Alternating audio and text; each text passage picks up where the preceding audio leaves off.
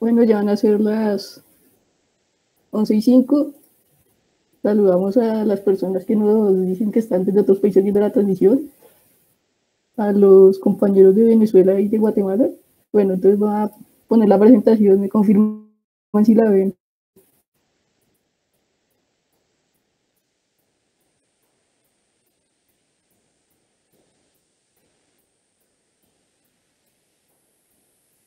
Listo, bueno, entonces vamos a hablar de... El título de esta charla es Conceptos básicos de lagos volcánicos y erupciones lígnicas. Esta charla se da en el marco de actividades que realiza el semillero, el Grupo de Estudio de Volcanología y Geotermia de la Universidad Nacional de Colombia, sede Bogotá, y tenemos promocionando nuestras charlas en conjunto con el semillero 50% Mar. También los invitamos a todas las charlas que organizan ellos y hacen publicidad a través de redes sociales. Bueno, en cuanto al índice, tenemos que vamos a tratar 4 temas principales. La primera parte es lo de conceptos de lagos volcánicos, algo muy básico, pero bueno, que da un panorama general, para pasar ya a lo que son las erupciones lígnicas, casos de estudio y curiosidades al final. Entonces empecemos con lo que ya son los lagos volcánicos. Primero, un pequeño recorrido histórico. Cuando los exploradores y los españoles en general que ven algo por medio de escritos y dibujos, la existencia de lagos. Ya en el siglo XX es cuando se da el auge de esta ciencia. A principios del siglo, holandeses, japoneses y rusos hacen los primeros análisis, y el auge ya viene en sí después de la Segunda Guerra Mundial, con la instalación de múltiples observatorios cerca de volcanes. Hay que tener en cuenta un elemento muy importante, y es que no todos los volcanes tienen lagos volcánicos, pero el 16% de los del mundo sí los tiene. Y ahora, en cuanto a los más estudiados, son el Ruapehu en Nueva Zelanda, el Yugama en Japón, y la Laguna Caliente y Lago Poás en Costa Rica. Estos tienen una gran base de datos con un recorrido histórico importante, y posteriormente tenemos la Sofrir en el Caribe y el Chichón en México. El auge del estudio de estos es asociado a las erupciones que tienen en los años 70 y 80. Ya después, otro impulso más que se da el estudio de esta ciencia es que en 1986 se da la erupción lígnica del lago Níos, que vamos a ver después. Y asociado a estas surge el Grupo Internacional de Estudio de Lagos en Cráteres. Estas son sus siglas en inglés. Y en 1990 se transforma en la Comisión de Lagos Volcánicos, que está adscrita a la IAPSEI, que es la Asociación de Volcanología y Química para el Estudio del Interior de la Tierra. Entonces, como fuentes principales de esta exposición tenemos esta enciclopedia de volcanes y el libro que publica la IAPSEI, que es una monografía, la primera que se hace sobre lagos volcánicos, desde el 2015, y tiene muy buenos artículos. Es decir, es una recopilación de artículos en forma de libro, pero tiene un contenido muy importante y es, digamos, la referencia en estos casos. Ellos recalcan que es un estudio multidisciplinar en el que usamos diferentes ramas de la ciencia y la unión de las mismas es la que permite un estudio completo de lo que son los lagos volcánicos. Por un lado tenemos la volcanología, pues son lagos volcánicos, es necesario que haya esa parte, la limnología, que es el estudio de lagos, la parte geoquímica, que nos permite modelar los procesos y entender la relación entre lo que es el lago, los volcanes y la atmósfera. La parte de la biología, porque pues en todos los lagos hay vida, bueno, en la mayoría, y en los lagos volcánicos hay formas de vida nucleares. Y por otro lado, la toxicología, asociada principalmente a la emanación de gases que son poco comunes en la atmósfera y que pueden ser perjudiciales para la salud. Bueno, entonces empecemos definiendo qué es un lago volcánico. La primera definición con la que uno se podría topar, si hace una búsqueda superficial en Internet, sería la definición de la Real Academia de la Lengua. Entonces tenemos la palabra lago, que deriva del latín lagus, y nos indica una masa permanente de agua depositada en depresiones del terreno. Ya nos indica que es una masa de agua dentro del continente. No es muy diferente a un mar. Por otro lado tenemos el término volcánico, que es relativo al volcán. Entonces buscamos qué es un volcán, según la Real Academia de la Lengua. Viene del término portugués vulcão, que a su vez deriva del latín volcanus, que es el dios romano del fuego. En cuanto a la definición, digamos, no es lo más estrictamente geológico posible, pero nos da una idea. Es un lugar de la Tierra por donde sale humo, llamas, materias encendidas o derretidas, llamémoslas lavas. Y pues un ejemplo de foto sería el lago Karinsky, este es en Rusia, en la península de Kamchatka. Vemos aquí el lago y de fondo está el volcán. Entonces vemos que los lagos son asociados a un entorno volcánico. Ya definiciones un poco más estrictas, tenemos lo que es la definición de Christensen y Edal, es del libro de los lagos volcánicos, que nos dice en un sentido un poco poético que son ventanas azules a las profundidades de los volcanes.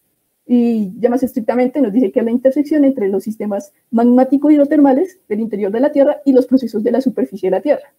Y en la enciclopedia de Sigurdsson nos dice que es lagos en los que sus propiedades físicas y químicas han sido alteradas por la actividad magmática. Y puede también ser un reservorio de aguas meteóricas. Entonces tenemos aquí un esquema general de lo que sería un lago en un cráter. A profundidades considerables tenemos un magma, que es el que inyecta en una zona de vapor y posteriormente de fluidos, ya con la disminución de la temperatura y la presión, materiales, principalmente agua, que primero se presenta en forma de vapor, y dióxido de carbono, que siempre permanece como un gas. También tenemos algunos compuestos de azufre, haluros, o compuestos de los haluros, y en mucha menor medida, pero muy importantes para el estudio geoquímico, están los gases nobles.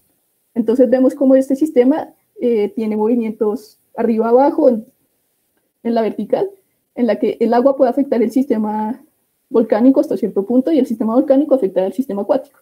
También tenemos una interacción atmósfera-agua en el que hay entrada de lluvia y salida por medio de evaporación. También deberíamos tener en algunos ejemplos entradas por aguas superficiales, llámese ríos, y hay unas salidas en la parte basal del lago por infiltración principalmente. Este puede ser un sistema muy complejo y también se deben tener en cuenta no solo el comportamiento del agua desde el punto de vista hidrogeológico, sino el comportamiento de los otros fluidos, y especialmente los gases, que pueden disolverse y escapar a la atmósfera o permanecer estáticos. Este es uno de los casos que más nos interesa. También tenemos el caso peculiar del azufre disuelto, que se puede encontrar en la base, no, el azufre fundido, que se puede encontrar en la base de algunos lagos, especialmente en Indonesia, y solo tiene ejemplos equiparables en lo que es la luna Io de Júpiter. Bueno, ya en cuanto a la clasificación genética, el mismo libro de lagos volcánicos nos propone una clasificación basada en 4 parámetros. El parámetro G nos indica la relación, la geotectónica del sistema volcánico, es decir, si es un volcán monogenético con un solo evento o poligenético en el que tiene más de un evento. Resaltar que esta notación tiene un sistema binario, entonces 0, 1, 0, 1 para las 4 variables nos determina los diferentes tipos de lagos volcánicos. En cuanto al parámetro R, nos indica cómo es la relación entre lo que es el lago volcánico a nivel de su formación y el volcanismo. Entonces, si el volcanismo es el directo desencadenante de la formación del lago, tenemos que es una relación fuerte con un 1 o débil con un 0. Ya el parámetro T nos indica la temporalidad. nos dice si el evento de generación del lago fue largo, si el llenado tomó miles de años o si fue corto y fue en cuestión de años o meses. Y por otro lado tenemos la localización del lago con respecto a lo que es todo el aparato volcánico. Entonces, si está en la abertura del volcán o en algún cráter o caldera, tiene un 1. En cambio, si está por fuera del sistema, en los alrededores, como el lago que les mostré en Rusia, estaría con un valor de 0. Bueno, entonces, la intersección de todas estas diferentes variables nos da 7 tipos de lagos volcánicos, que vamos a ver a continuación. Empecemos por el ejemplo típico, lo que uno se imagina cuando le dicen lago volcánico, lo que sería un lago de cráter. En este lago tenemos el edificio volcánico y sobre el edificio volcánico, en la abertura tenemos el lago. El ejemplo que vemos aquí es el lago del cráter Ruapehu en Nueva Zelanda, que como les dije es uno de los más estudiados del mundo. Entonces, ¿qué tenemos? La formación es muy rápida y la gran parte del agua proviene de lo que es el sistema magmático en sí, por medio de la desgasificación. Y puede ser muy caliente el sistema dependiendo de la actividad. Puede estar asociado a eventos de erupciones fratomagmáticas muy considerables, porque esta agua, si se infiltra, dependiendo de la permeabilidad de las rocas y estructuras que tengamos desarrolladas o no en el sistema, puede llegar hasta el magma y desencadenar erupciones muy importantes. Otros fenómenos que podrían ser considerables, y es una de las razones por las que más se estudia en Nueva Zelanda, es esta cicatriz que vemos aquí, que es una de un lajar. Entonces, esta agua, si se desborda, puede generar movimientos muy importantes. Lajares como los de Armero, aunque bueno, Armero es un caso diferente, pero podemos entender que un lago es muy importante para estudiar la dinámica de un volcán, no solo por las erupciones, sino por otros eventos que puede generar. Ya siguiendo con los lagos de caldera, son similares a lo que son los lagos de cráteres, pero como vemos aquí, el lago cráter, bueno, es una curiosidad en el nombre, es decir, no es un lago de cráter, pero se llama lago cráter. En Estados Unidos se caracteriza por tener una extensión mucho más grande y también porque se ha formado en lo que es un edificio volcánico que ha fallado. Entonces, la caída del edificio volcánico genera una gran depresión en el terreno que es cubierta por agua. Pero como es tan grande, no se forma tan rápido como el lago de cráter, porque toma mucho tiempo y mucha agua llenarla. Entonces, esta agua no es de origen, en su mayoría, magmática, sino es agua meteórica que ha sido transportada por medio de ríos, traída por la lluvia, y toma mucho más tiempo. Ya seguimos con los lagos Marp o Diatrema, que también son ejemplos clásicos de lagos volcánicos. Se caracterizan por ser generalmente redondeados, están asociados a volcanismo monogenético, es decir, fue un volcán que hizo erupción una sola vez en su vida y generalmente es un cono de escoria, en el que vemos que los anillos del cono son los límites del lago. Entonces, los límites de esto son tefras o piroplastos, que nos limitan en la extensión del lago. Como es un evento que sea una sola vez, tiende a tener una geometría esférica, pues una geometría redondeada importante. Se caracteriza porque el ambiente de formación está asociado a volcanismo intraplaca continental y las rocas son tipo basaltos alcalinos. Aquí tenemos varios ejemplos. Usualmente una característica importante es que donde hay uno suelen haber varios. Entonces hay paisajes colmados enteros de pequeños mares. Aquí tenemos el lago Asi en Turquía, que se caracteriza por su forma redondeada, bien preservada, aunque tenemos aquí algunas variaciones en el nivel del agua, pero en general una vista aérea nos da una forma redonda y preserva los depósitos piroclásticos en el borde. Tenemos en el ejemplo B lo que es el lago Blue en Australia. A diferencia del anterior, ha socavado en el terreno, tiene un nivel muy bajo y podemos ver que las rocas que lo limitan no son los típicos piroclastos, sino son calizas con una disolución importante que generan un sistema kárstico que es el que modera el nivel del agua. Por eso siempre tiende a permanecer bajo, porque los sistemas subterráneos de cavernas tienden a succionar el agua y a redistribuirla. Aquí tenemos el Al-Wabat, este es en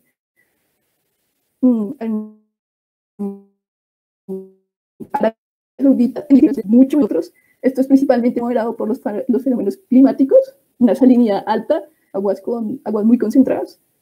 Entonces, cuando llueve se llena, pero pues en Arabia Saudita casi no llueve, entonces tiene esta extensión. Por otro lado está este lago en Australia, que se caracteriza por un fenómeno contrario. Está la puerta del agua que ha logrado superar los límites del anillo, es decir, no los podemos ver. Es prácticamente plano y ha logrado extenderse sobre lo que son depósitos sedimentarios en la zona costera australiana. Entonces, está sobre dos tipos de depósitos, los piroclásticos y más en el anillo exterior serían depósitos sedimentarios. Por otro lado, tenemos este ejemplo en Turquía, que también tenemos la pérdida de la tefra, el paisaje es prácticamente plano y toda la tefra ha sido erosionada. Otro ejemplo en Nueva Zelanda nos indica algo similar, no se ha perdido toda la tefra, e incluso tiene una salida que, dependiendo del nivel del agua, puede comunicarlo con el sistema, con lo que sería tenemos un volcanismo magnético. Por otro lado, tenemos los lagos geotermales. En estos, la actividad del lago es principalmente de tipo geotérmico, asociado a un acuífero en el que la circulación del agua se da muy rápido por la enorme temperatura que tiene. Esto asociado al sistema volcánico subterráneo que con una actividad permanente nos permite la circulación de agua. Aquí vemos cómo emana vapor. Son aguas con temperaturas muy altas y se asocian principalmente a volcanismos explosivos en los que el mismo acuífero puede desarrollar ser un precursor para las erupciones. Y si la erupción da y se genera una depresión en el terreno, podemos tener lago geotermal. Entonces, puede darse o no en la abertura y puede de volcanismo genético a poligenético. Tiene la peculiaridad de que se toma un buen tiempo en formarse. El agua se mueve rápido, sí, pero el sistema de agua subterránea siempre tiene una velocidad muchísimo menor al agua superficial. Entonces, no solamente por el volcanismo, sino por una tectónica regional. El ejemplo por excelencia es el sistema de Rift del este de África, en el que tenemos que la separación de la placa etíope de la placa nubia genera un sistema en el que hay enormes depresiones con una tendencia muy marcada asociadas a fallas normales. Y en estas depresiones se generan estos lagos. Entonces tenemos muchísimos lagos en lo que es el sur de Etiopía, Kenia, Tanzania y Uganda. Aquí vemos el que más nos interesa para nuestro caso de estudio, que es el lago Kivu, en la frontera entre Ruanda y la República Democrática del Congo. Sin embargo, son importantes, la actividad volcánica sí puede ser importante porque es el que puede aportar muchos volátiles, como es el caso del lago Kivu, y vemos como asociados a los lagos tenemos muchos volcanes. Todos estos puntos rojos son volcanes del Holoceno, en una vista desde Google Earth. Aquí tenemos una imagen de lo que es el lago Kivu en en Ruanda. Bueno, seguimos con lo que son lagos represados por materiales volcánicos. Estos son lagos que preexistían antes de lo que es los diferentes fenómenos eruptivos y su morfología, sus límites son los que son afectados por la actividad volcánica. También se pueden haber cuerpos de agua que no existían, pero si había una red de drenaje y el represamiento nos genera el lago. Hay tres tipos. El primer ejemplo que tenemos son de lagos que han sido afectados por los flujos de lava. Entonces, este ejemplo es en Estados Unidos. Tenemos el lago Blood y el lago Snake, en el que este campo de lavas que hay entre ellos ha modificado su morfología y ha cambiado la distribución del agua, las profundidades y elementos parecidos. El segundo tipo son lagos volcánicos que han sido afectados por procesos eruptivos. No necesariamente los depósitos han alterado su morfología, sino el volcán en sí ha cambiado la topografía y el lago se ha modificado entonces. El ejemplo por excelencia es el lago Spirit, asociado al monte Santa Elena, una de las erupciones más famosas del mundo. Entonces, este es previo a 1980. Tenemos un lago mucho más corto, con un bosque muy denso a su alrededor, y los estudios batimétricos decían que tenía unas profundidades considerables. Sin embargo, después de la erupción se da una depresión considerable del terreno, porque pues, aquí lo que quedó es Santa Elena, y como el terreno baja, le da mayor cabida al lago para que se extienda. Entonces, después de 1980, este lago es mucho más somero y permitió que se diera un mayor aporte de nutrientes. Se dio un boom de la vida, pero como todos los fenómenos en los lagos, cuando hay un boom, se generan procesos eutróficos en los que solo prevalecen las algas y las coloraciones verdes. Entonces, el crecimiento de las algas generó la muerte de todos los demás animales que vivían en el lago. Hoy por hoy ya se ha recuperado un poco y si les llama la atención, les recomiendo esta página que hace un buen recuento desde la geología y la biología de cómo fue modificado el lago Spirit por la erupción del Santa Elena. Por último, tenemos lagos que son modificados por procesos geomorfológicos y no en sí por erupciones volcánicas. Entonces, como les dije, con protuberancias, los volcanes entonces pueden generar procesos como lajares o en general cualquier proceso de remoción en masa va a alterar la morfología de las partes planas y esto puede generar algunos represamientos. Digamos que no encontré algún ejemplo particularmente eficiente, pero bueno, existe. Y por último tenemos lagos volcánicos generados son similares porque el agua proviene exclusivamente de fuentes superficiales que son casquetes en la parte alta de algunos volcanes. No sean todos, pues solo aquellos que tienen nieve. Y el desencadenante para la fusión del agua es un aumento de la temperatura. Tiene la peculiaridad de que no se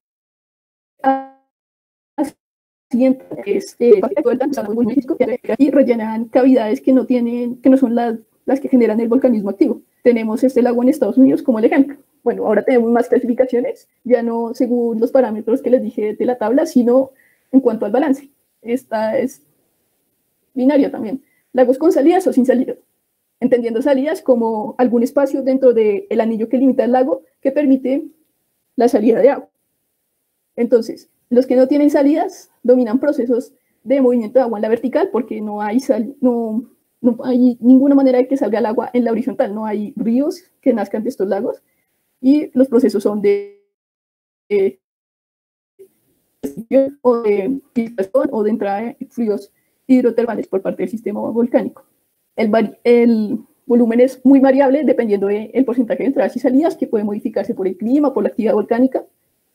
Y por otro lado tenemos un lago con salidas, el que tiene un nivel más constante, que es marcado por la cota de la salida.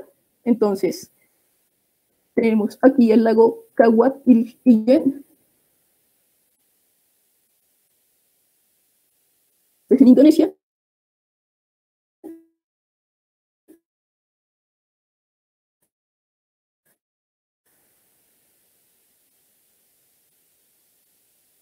Aquí nos está y si prevalece la agua puede desecarse. Bueno, entonces seguimos ahora con la clasificación química. Hay, según esta clasificación, 4 tipos, según el nivel de diferenciación de los fluidos de origen magmático. Tenemos primero los que tienen una relación más directa entre lo que es el agua del cráter y el sistema. Entonces son muy ricos en azufre y en algunos ácidos. Y son pero tan saturados que se puede precipitar azufre nativo, yeso, anhidrita y jarosita. La jarosita es un sulfato de potasio y hierro que es muy importante para la exploración de los lagos, ya lo veremos. Y son ejemplos típicos, algunos lagos de Costa Rica, que vemos sus coloraciones tan marcadas asociadas al nivel de sales disueltas. Por otro lado, tenemos un sistema en el que ya el aporte es más de los fluidos y no directamente de lo que es la actividad volcánica. Es decir, tiene como una etapa intermedia en la que hay cierta evolución de la composición. Se pierde un poco de azufre y elementos halógenos. El ejemplo que encontré es el lago Chichón en México. Por otro lado, tenemos lagos mucho más diferenciados, se podría decir más alejados del sistema volcánico, como los que tienen fluidos volcánicos empobrecidos. Estos se caracterizan por que tiende a predominar el dióxido de carbono y algunos carbonatos asociados, y son los precursores de las erupciones lígnicas, que ya veremos prontamente. El ejemplo es el lago Toba. Este es en Indonesia, es el lago volcánico más grande del mundo, y pues no es difícil de entender porque es un lago empobrecido en cuanto al nivel del aporte volcánico. Es tan grande que simplemente domina el agua meteórica. Esto se llena porque llegan ríos y llueve, más que porque el sistema volcánico aporta muchos fluidos. Nomás podemos ver aquí en un mapa que tiene una escala de 400 kilómetros que alcanza a salir en el mapa. Es muy grande. Por otro lado, ya tenemos los lagos que son dominados por aguas meteóricas, en el que el sistema no tiene un aporte importante del sistema volcánico. Son los lagos de Eifel en Alemania los más representativos. Estos son muchos laguitos dispersos por la zona centro-occidental de Alemania, en la frontera con Bélgica. Es un lugar supremamente turístico al parecer. Y tenemos un mapa de lo que hacen los alemanes en su fin de semana, ir a pasear por los lagos. Vemos muchos cuerpos pequeños dispersos. Vemos aquí la escala del mapa, 10 kilómetros, parece loco, 200 kilómetros. Pues son mucho más pequeños y tienden a ser redondos. La fuente principal es la lluvia. Ya en cuanto a la química, encontramos que hay otros parámetros químicos que podrían ser vigentes en un lago. Por ejemplo, tenemos el diagrama SCLC, que se basa en los iones cloro, sulfato y bicarbonato. Cuando se han tomado diferentes muestras de agua de algunos de los lagos más estudiados, el Chichón, por ejemplo, Ruapehu, el Poas, y se han ploteado en este sistema. Entonces, los que se encuentran a lo largo del eje sulfato-cloro son considerados ácidos. Por otro lado, los que se encuentran en el lado del bicarbonato son considerados básicos. Y tenemos otros sistemas un poco intermedios y no tan frecuentes, que son intermedios, aunque tienden a ser básicos, porque su pH es mayor que 7. Esto se debe a la influencia del ion bicarbonato, que nos genera pHs altos. Hay otra clasificación tradicional que pues ha sido reformulada porque pues no tiene en cuenta tanto la dinámica de los lagos, en el que simplemente dice ácidos y básicos, siendo ácidos los que tienen menos de 8 y básicos los que tienen 8. Dato curioso, si se miden las series del pH de los lagos ácidos, hay dos agrupaciones principales, los que tienen menos de 3, es decir, son extremadamente ácidos, y los que van de 5 a 8. Valores de 3 a 5, por alguna razón, no son comunes. Y pues hay críticas a esta clasificación porque no tiene en cuenta la interferencia de algunos buffers, principalmente el sulfato del carbonato, que por medio de la precipitación y la formación de diferentes ácidos o sustancias, alteran el pH y tienden a mantener los niveles poco, se podría decir, camuflados.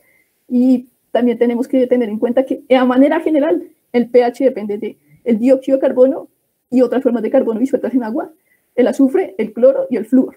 Un elemento importante a tener en los lagos volcánicos que toca tener en cuenta es que el cloro, por lo general, tiende a permanecer en el agua, pero en los sistemas geotermales con temperaturas mayores a los 50 grados, el cloro forma ácido clorhídrico y el ácido clorhídrico se vuelve volátil. Entonces el pH de un lago también depende de la temperatura, especialmente en los que tienen un fuerte aporte de cloro. Ya vamos a ir a la clasificación lígnica. Primero voy a dar una clasificación general para cualquier cuerpo de agua y después veremos cómo se aplica esto a los lagos volcánicos. Entonces, cualquier lago estratificado, entendiendo estratificación como la diferenciación en capas de la misma agua, es decir, el agua del tope del lago no es igual a la de la base, tiene 3 capas principalmente. El epilignio, que es la capa superficial, es la que está en contacto con la atmósfera y sus parámetros son modificados constantemente por todos los fenómenos atmosféricos. Principalmente la temperatura puede modificar la temperatura de la atmósfera, modifica la del lago, y es altamente variable dependiendo de la radiación solar. Entonces el epilignio presenta variaciones diarias. No es igual el epilignio en el día que en la noche. Tenemos el metalignio, que es una capa transicional en la que no se marca 2 cambios principalmente. Un cambio en temperatura, como les dije, la parte superficial tiende a estar más caliente y la parte inferior tiende a ser menor en temperatura. En un lago convencional, ya veremos que no aplica para todos los lagos. Entonces, aquí tenemos una termoclina, que es un cambio abrupto en el gradiente termal, y una quimioclina, que es un cambio abrupto en el gradiente químico. Entonces, la disolución, la concentración de solutos en la parte del epilignio es diferente al hipolignio. Y por otro lado, tenemos que el hipolignio es la capa más inferior y se caracteriza por lo general por tener una temperatura más baja, aunque en nuestro caso de estudio no aplica. Y por lo general tiene una mayor densidad. ¿Por qué tiene una mayor densidad? Cuando las cosas más densas, pues lo general están más frías, por convección se van para abajo, siempre y cuando la química del lago nos permita, no sea tan marcada. Entonces, si hay capas muy diferenciadas en cuanto a salinidad, no va a permitir la mezcla. Bueno, en cuanto a lo que son ya los tipos de lagos según estas clasificaciones, tenemos lagos amícticos, no son lagos volcánicos, sino lagos en general, que no tienen capas, no tienen capas los amícticos, y por eso no se mezclan.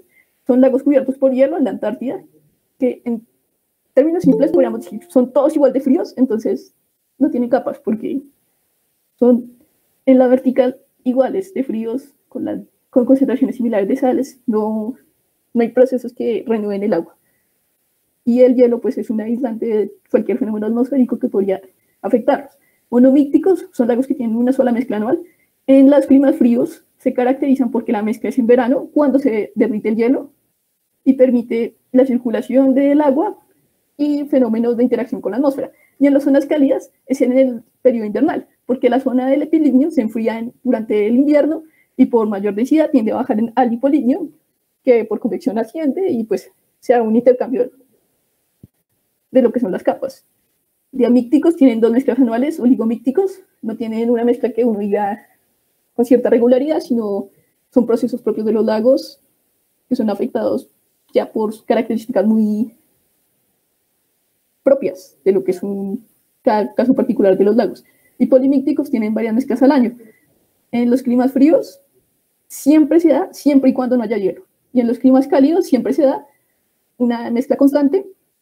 Y los fenómenos de estratificación solo duran horas por la continua mezcla que homogeneiza el nivel del lago. Ya en cuanto a lo que nos compete para las erupciones lígnicas, los importantes son los lagos meromícticos. Los lagos meromícticos tienen una estratificación permanente. La circulación entre la parte superior del lago y la parte inferior no es constante, de hecho es muy excepcional, y tiene 3 capas, que son diferentes a lo que vimos anteriormente. Tenemos el lixiolignus, que es la capa superior, que tiene una circulación dentro de ella misma esporádica, mediada por fenómenos atmosféricos. Un quimioligno, que nos marca la transición química entre la capa superior menos salina y la inferior mucho más salina, es decir, aquí hay un gradiente muy marcado, y también puede haber gradientes marcados de temperatura. Y tenemos el monimolignio, que es la parte más basal, está en permanente aislamiento de la superficie, no tiene comunicación con ella, y la mayor parte de los procesos son mediados por lo que es el subsuelo, y en el caso de los lagos volcánicos, por el sistema volcánico, que es el que alimenta desde abajo el lago. Entonces, este tipo de lagos son los que encontramos en monobiennios, que son los desencadenantes de las erupciones lígnicas. Por último, otros parámetros que tenemos que tener en cuenta son el color de los lagos. Y en general, vamos a hablar de los lagos sin ser volcánicos. Tienen 4 colores principales, bueno, con una anomalía que son los lagos rosados, que todo el mundo ha visto en internet, son muy famosos. Pero un lago convencional podría tener estos 4 colores. Lagos azules son oligotróficos, es decir, la cantidad de nutrientes es reducida, pero hay una cadena alimenticia variable con varios niveles, en el que hay consumidores y productores. Hay variedad de fauna, hay desde peces hasta algas. Y colores muy marcados se asocian a bajas productividades. Eso ya vemos ahorita. Bueno, esto es principalmente asociado a lagos en los que la productividad biológica es tan baja que no generan estas cadenas. Por otro lado, tenemos lagos eutróficos que generan colores verdes, en los que, como les dije, es como el Santa Elena, justo después de la erupción. Tenemos tantas, pero tantas algas que se alcanza a ver verde. Hay tantas que son verdes, y esto logra dañar todo el resto de relaciones tróficas de lo que sería el ecosistema lígnico. Entonces se mueren todo lo que no sea un alga. Y se encuentran principalmente en la zona superficial. Y pues, en general pueden ser mediados por aportes antrópicos, en los que la agricultura es el principal desencadenante de procesos por medio del uso indiscriminado de fertilizantes que aportan a los lagos elementos como nitrógeno o fósforo, que favorecen el predominio de algas. Por otro lado, tenemos los lagos cafés, en los que tenemos que la materia orgánica disuelta es la generadora del color, porque la materia orgánica lo que genera es muchos ácidos húmicos, y los ácidos húmicos tienden a ser oscuros y modifican el color del lago hacia los cafés. Es decir, son zonas donde entran muchos restos, como podrían ser hojas o incluso cortezas, y esto es lo que nos modifica el color. Necesitan una entrada permanente de lo que serían lagos. A los lagos necesitan una permanente entrada de ríos muy cargados en este tipo de materia. Y por otro lado tenemos los lagos rojos, que son asociados a algas rodófitas, poco excepcionales, pero pues existen. Y ya por otro lado tenemos factores que nos interesan para los lagos volcánicos. Son tres. El primero es la entrada de nutrientes, ya no de origen antrópico, sino de origen volcánico y geotermal, porque es que el mismo sistema volcánico nos puede generar principalmente elementos como el fósforo y en menor medida el nitrógeno. El nitrógeno entra en forma de amoníaco y nitratos, que son modificados por algunas bacterias y nos pueden generar un gran boom de la vida, se podría decir en este sentido. Aumenta la productividad, pero solo la primaria en cuanto a las algas. Y se puede andar muriendo todo lo demás que lograr habitar en un volcán. Son generalmente colores verdes por las algas. Por otro lado, tenemos que ya a nivel químico tenemos sustancias disueltas. Los más importantes son el hierro y el azufre. El azufre suele dar colores azules, como aquí vemos el lago Kelimutu en Indonesia. Estos azules son asociados a azufre disuelto. Principalmente hay dos maneras de que se presente el azufre. Azufre líquido, como dije, en la superficie del lago, o azufre disuelto en forma coloidal. Bueno, en forma coloidal, cuando ya es muy grande la capa líquida de azufre en la base, se van perdiendo bolitas de azufre que, como son altamente hidrofóbicas, tienden a subir en la columna de agua y nos dan esta coloración. Por otro lado, el hierro nos da dos colores dependiendo de su estado de oxidación. El +2 da colores verdes y el +3, que es el que conocemos comúnmente como el óxido de hierro, el que se encuentra en todos los objetos metálicos de color rojo. Como está disuelto en el agua, da tonos violetas o cafés.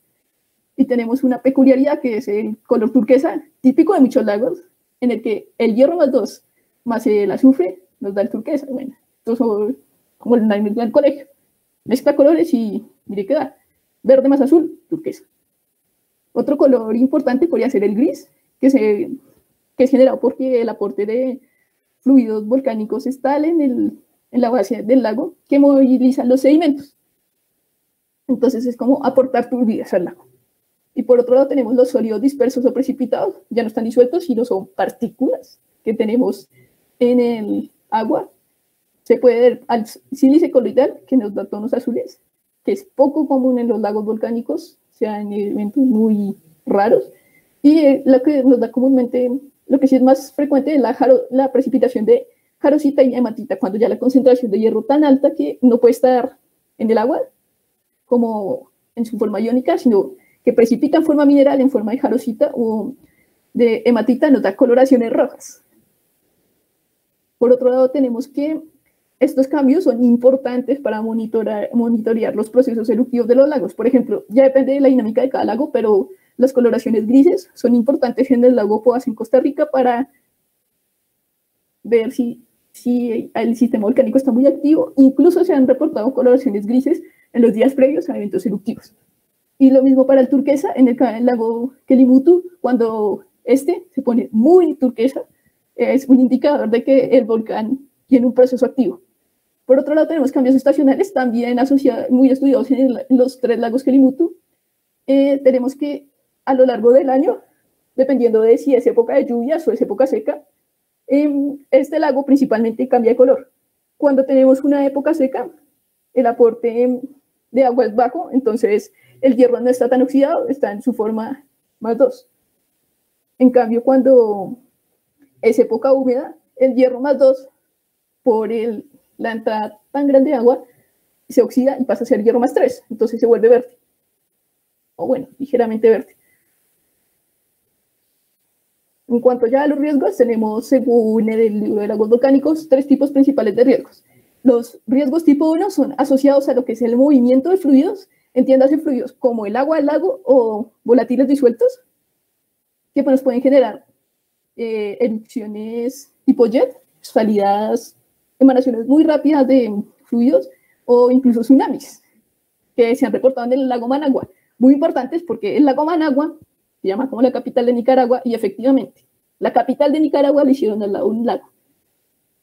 Puede generar procesos de riesgo muy importantes porque la mayor parte del país vive ahí. Por otro lado, tenemos el que nos compete, que son la liberación de gases. en estos 3 lagos que ya veremos. Estos son catalogados como procesos de erupciones lígnicas.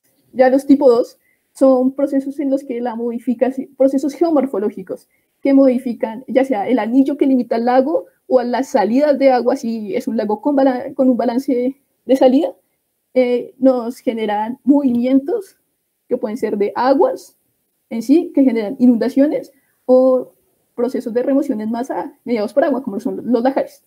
Ya los procesos tipo 3 son procesos en los que los mismos materiales volcánicos obstruyen la salida del lago y generan un sobrerepresamiento. Y después ahí se puede generar un fallamiento de lo que son los límites del lago y generar una erupción, una inundación importante.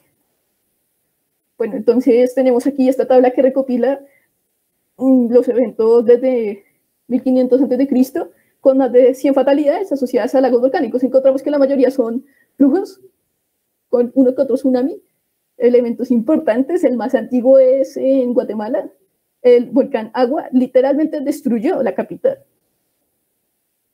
Entonces es considerable el efecto de los lagos. El lago que nos compete es el lago Níos, en este caso, que generó 1.746 fatalidades en 1986, con la peculiaridad de que, a diferencia de todos los otros fenómenos, mata a la gente, pero deja las casas. Eso es muy peligroso en la gestión de riesgos, porque la no destrucción de la infraestructura le da cabida a que las personas piensen en que pueden volver, sabiendo que el riesgo prevalece.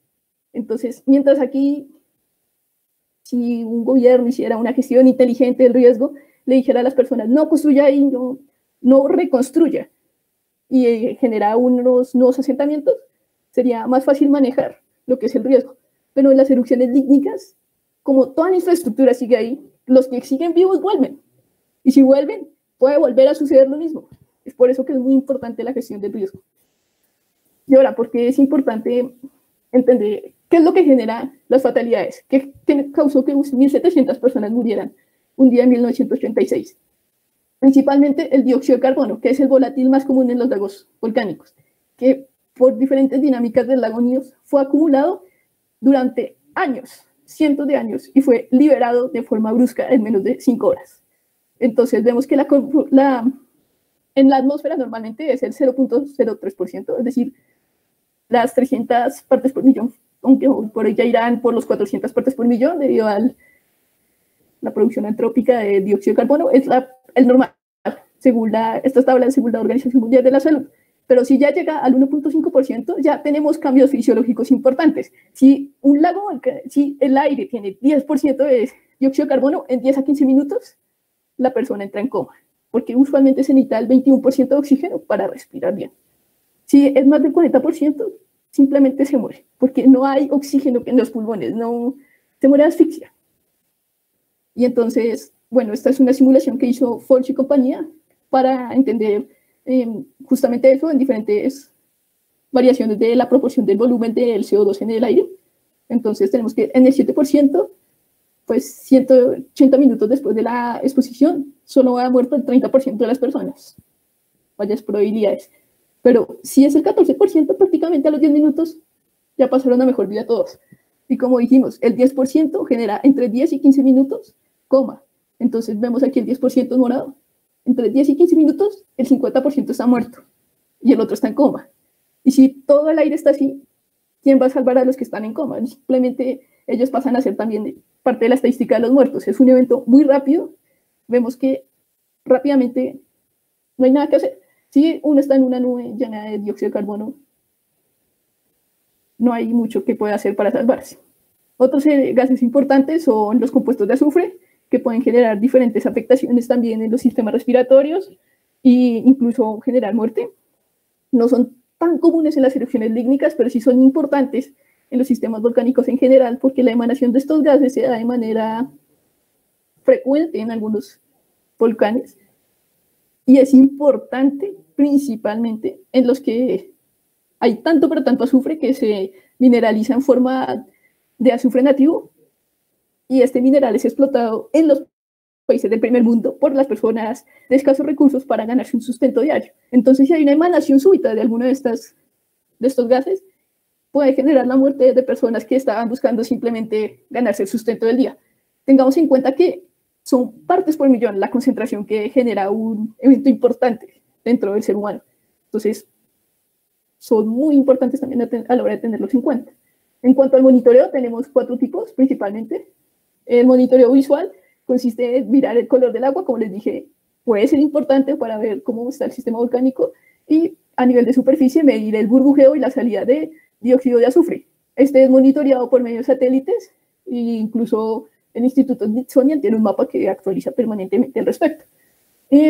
Por otro lado, tenemos parámetros que se pueden medir telemétricamente, principalmente temperatura, el nivel del agua y la transferencia energética. Esto en la satélite pasa constantemente y mide el lago.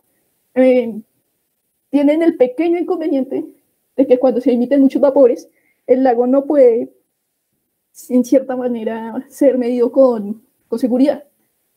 Y podrían necesitar cierto control de campo, pero pues dependen de que haya un puesto de observatorio cercano, porque esto necesita un monitoreo constante. No es que se haga una medida cada 3 años y sea satisfactoria, no, esto necesita medidas casi que diarias para que sea satisfactoria la incertidumbre que asociada. Por otro lado, tenemos la geoquímica, que necesita directamente la medida, estar en el lago y sacar la medida. Lo más importante de esto son los CT, que son perfiles de conductividad, profundidad y temperatura, es decir, en razón de la profundidad se miden estos 2 parámetros, siendo la temperatura muy importante para saber la importancia del sistema geotermal asociado, y la conductividad nos da como ciertos indicios sobre lo que es la química del lago, porque está directamente relacionada con el pH y con iones disueltos como el cloro, el azufre, el magnesio. Ahora, en cuanto al cloro, se puede verificar la relación magnesio-cloro. Esta nos indica cambios en la actividad hidrotermal, puesto que el magnesio suele provenir de las rocas que están conteniendo el lago, y en cambio el cloro viene directamente del sistema volcánico. Entonces, cuando hay un pico en el cloro o un pico en el magnesio, el cloro nos indica que hay mayor actividad volcánica. En cambio, el magnesio nos indica indirectamente lo mismo, porque si hay mayor actividad volcánica, hay mayores fluidos hidrotermales, y los fluidos hidrotermales alteran más la roca y más magnesio. Entonces, la verificación de esta proporción en el lago Ruapehu está correlacionada con eventos eruptivos. Entonces, cada de estas líneas son procesos eruptivos en el sistema volcánico. Vemos que no todos los picos se asocian con procesos eruptivos, pero podría ser importante en conjunto con otras medidas para tener una mayor visión de lo que es el sistema volcánico en Ruapehu.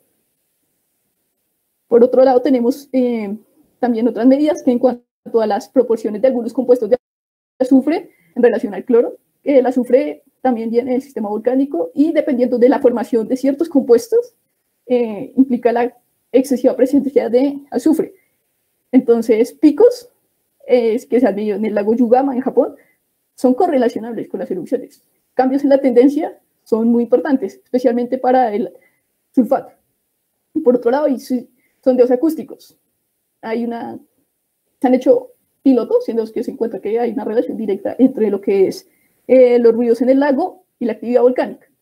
El principal inconveniente de estos es que necesita hidrófonos permanentemente en el lago, y tienen el inconveniente de que pues, son lagos con una química muy particular y con muchas sustancias poco comunes en el agua en concentraciones altas, entonces tienden a no durar mucho y son caros, entonces por eso son poco utilizados.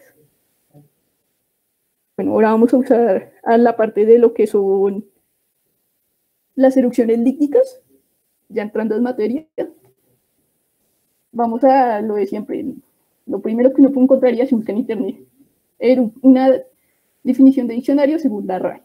Erupción viene del latín eruptio onis, es un evento, podríamos decir de cierta manera, exacerbado, es decir, es una salida importante y salida de materias sólidas, líquidas o gaseosas.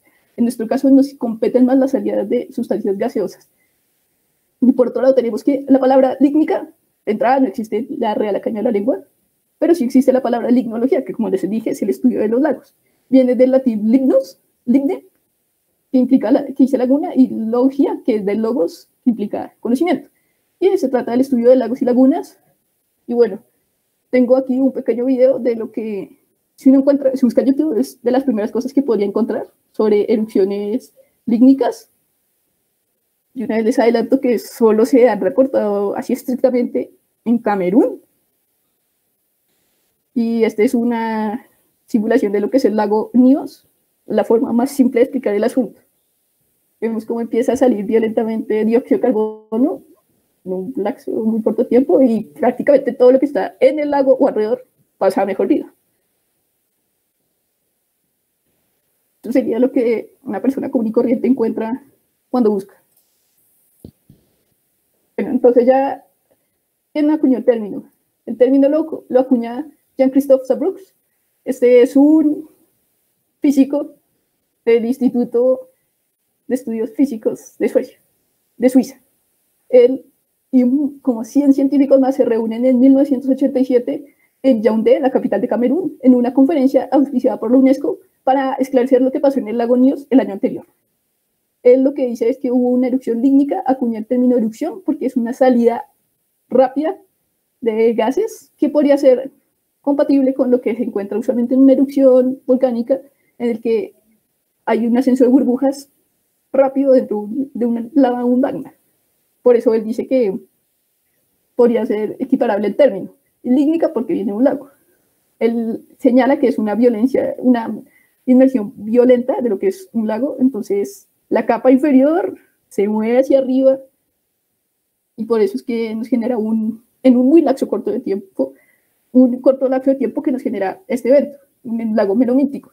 Ya posteriormente, Tierce, que es un alemán, nos da mayores como luces sobre lo que es el mecanismo en sí.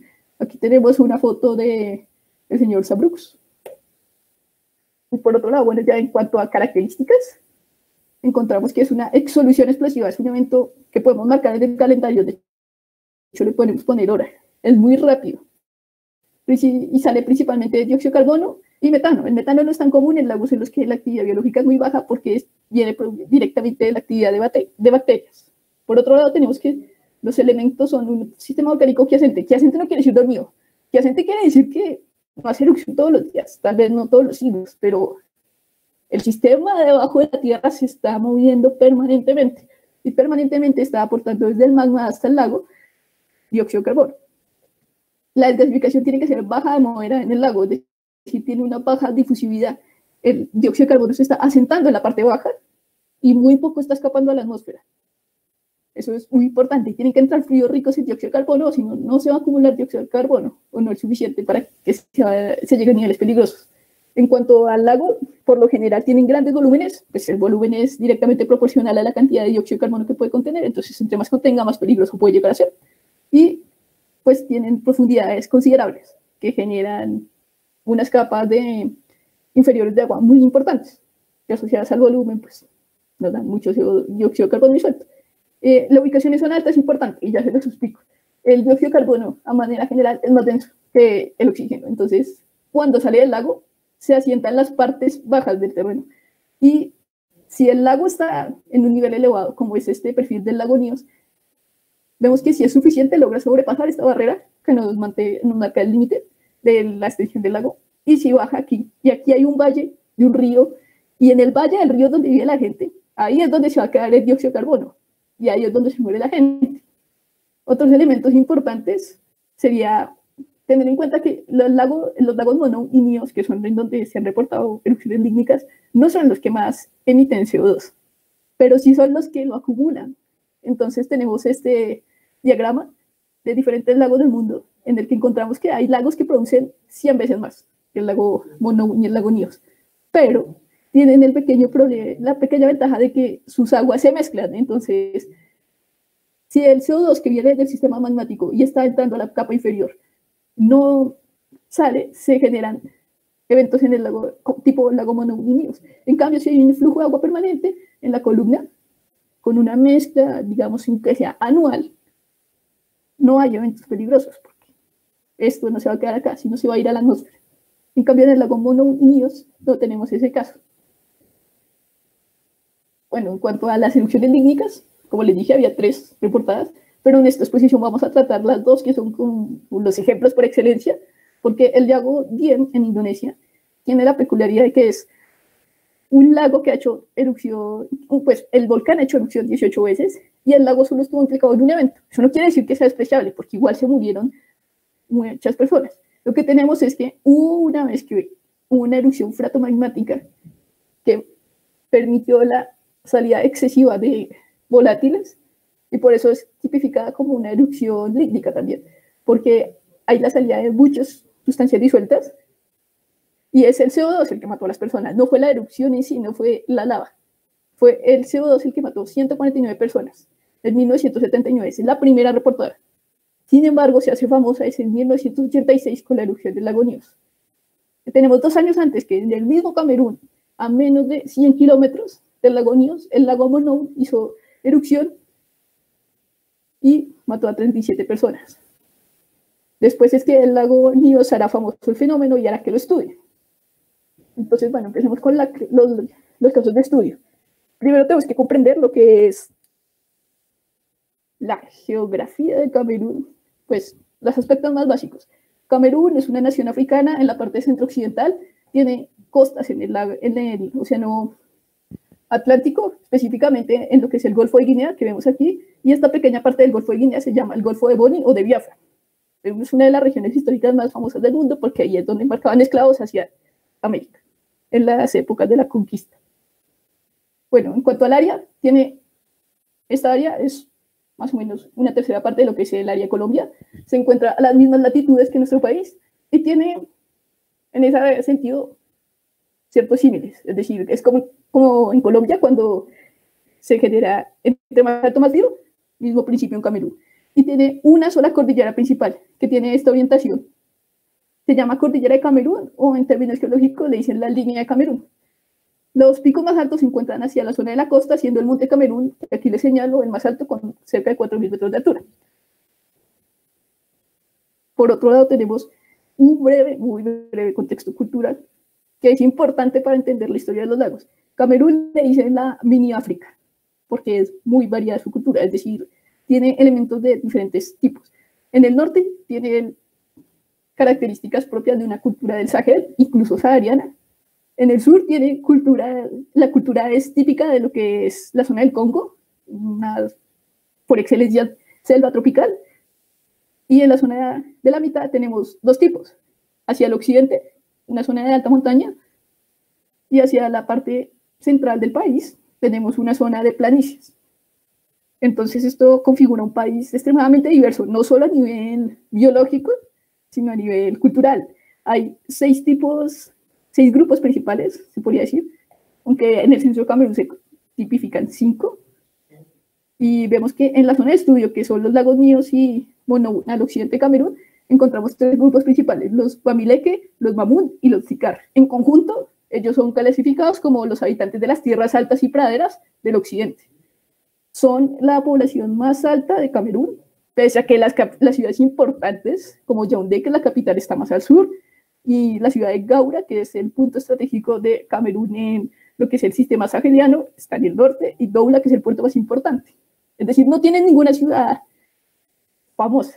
Bueno, no es correcto decirlo de esa manera. No tienen ninguna ciudad particularmente grande, pero sí agrupan la mayor parte de la población. Esto se debe a que las tierras de esta zona son particularmente aptas para la agricultura y Camerún es un país que se dedica extensivamente al cultivo de café y de otras plantas. Otras industrias importantes de Camerún son el petróleo, el gas natural y otros servicios que son controlados principalmente por los franceses. Entonces hay un gran sistema de monopolio. Por lo tanto, la mayor parte de la población se dedica a lo que puede, que es la agricultura. Y se centran en la parte de las tierras altas y en lo que son las planicies. Otro elemento importante a la hora de estudiar Camerún es que tiene una región anglófona y otra región francófona. La mayor parte del territorio es francófona. De hecho, los documentos oficiales de Camerún se escriben en francés, pero la zona que nos compete, la del occidente, es anglófona, era colonia inglesa y cuando en los procesos de descolonización en 1960 decidieron anexionarse a Camerún. La otra parte de la colonia es lo que hoy por hoy es Nigeria, pero esta parte que habla español, que habla inglés y es mucho más cercana en algunas cosas a Nigeria, decidió anexionarse a Camerún. Ya veremos por qué eso es importante para el estudio de los lagos volcánicos. Bueno, en cuanto al marco geológico, tenemos 2 estructuras principales que nos interesan. El estrecho de Benue, que se encuentra en Nigeria, y la línea volcánica de Camerún. Son 2 líneas que son paralelas entre sí prácticamente. El estrecho de Benue está asociado al proceso de la separación de América y África, que se empezó desde el Jurásico, entonces se generó un punto triple con procesos distensivos, en el que dos brazos son exitosos, y este es el estrecho Benue, es el lago, es el brazo no exitoso del asunto, es decir, un aulacógeno. Es una cuenca extensiva, dominan las fallas normales, hay un relleno sedimentario, pero en cierto momento se aborta y los únicos brazos que prevalecen son los que generan el Atlántico. Por otro lado, tenemos que este sistema generó una gran cantidad de debilidades a nivel cortical. Entonces, no solo las fallas normales están aquí, son paralelas a toda esa orientación al occidente y al oriente del estrecho Benue. En el caso de Camerún, estas fallas son las precursoras de lo que es el volcanismo cenozoico en el país, que está datado desde el Oligoceno. Tenemos aquí que hay dos suites principalmente, la suite basáltica y la suite traquita fonolita. Entonces son rocas alcalinas, que son más consistentes con ambientes oceánicos, y son de tipo intraplaca. No hay subducción, no hay nada que nos genere el volcanismo de ese estilo. Tienen una fuente en el manto, y la ascensión está principalmente asociada a fallas. También se ha reportado en menor medida incluso jaguaititas, que son tractobasaltos ricos en sodio. Estos son rocas muy poco comunes que se asocian principalmente a fallas de extensión cortical que permiten que desde el manto hasta la superficie se generen estas rocas. En cuanto a las ciudades, se han datado con argón y vemos que tiende a ser más jóvenes hacia el suroccidente, siendo el Monte Camerún el más joven. Ahora bien, tenemos tres dominios en esta pequeña línea de Camerún: el dominio oceánico, el dominio continental y el dominio transicional. Entonces, cuando se hace geoquímica, encontramos que todos los estratovolcanes de la zona son consistentes con un patrón de basaltos oceánicos de tipo intraplaca. Son consistentes, el patrón es muy diciente. Y uno dice, pero es un ambiente continental. Pero se están dando procesos extensionales que nos permiten el desarrollo de este tipo de volcanismo. También tenemos que se desarrollan ya en la parte más central de Camerún, fonolitas, basalitas, que son asociadas principalmente a procesos intraplaca continentales. Ya en cuanto a otros fenómenos importantes a nivel del marco geológico, tenemos que en el monitoreo por satélite hay muchos cuerpos redondos que son asociables con conos de escoria. Es decir, en Camerún hay 7 estratovolcanes del periodo Pleistoceno-Holoceno, siendo el Monte Camerún el único activo hoy por hoy, y muchos conos de escoria de fenómenos monogenéticos que podemos ver aquí se asocian a la parte norte de Camerún y en menor medida al suroccidente. En cuanto a los lineamientos, como Camerún se encuentra entre rocas muy antiguas, me vuelvo aquí, vemos la posición de la línea volcánica de Camerún, el cratón del Congo, el cratón del occidente de África, ha sufrido fenómenos desde mucho tiempo. Los lineamientos son complejos. Esto parece una cuadrícula muy compleja porque diferentes orogenias y fenómenos tectónicos han afectado lo que son los lineamientos en Camerún. Entonces se definen 4 lineamientos: norte-noroccidente, nor-noroeste, nor-noreste, uno menor con orientación noreste-suroeste, que tiene casi un azimut de 45 grados, y unos prácticamente este-oeste. Entonces, esto es muy importante en los lineamientos para entender cómo es la geometría, la geomorfología de Camerún, la topografía, y veremos cómo esto es muy importante para el lago Níos.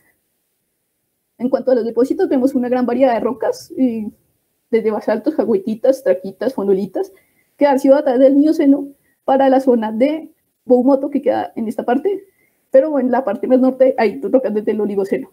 En cuanto a características generales del lago Níos y el lago Mono, bueno, aquí vemos 2 imágenes por satélite con una escala moderadamente similar.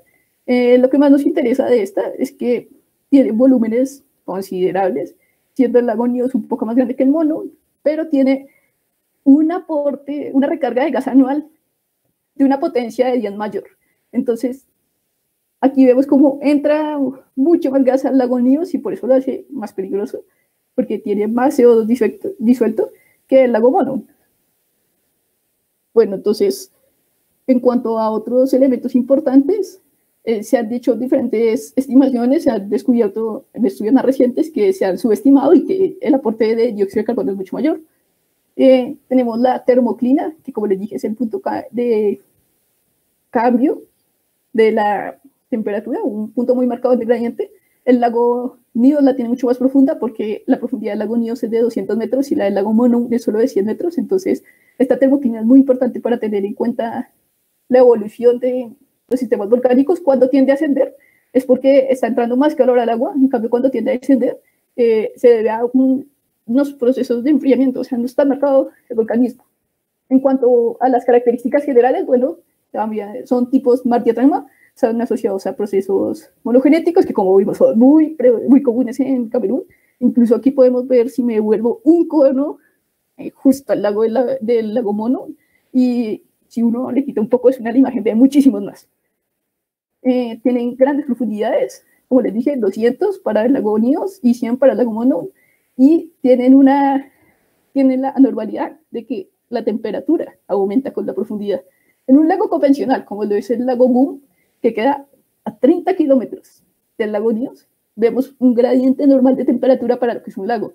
Es decir, se enfría con la profundidad, y eso es lógico, porque en el lago Gum, la fuente de calor es la radiación solar. En cambio, en el lago Níos y en el lago Mono, el calor viene desde abajo, por eso abajo es más caliente.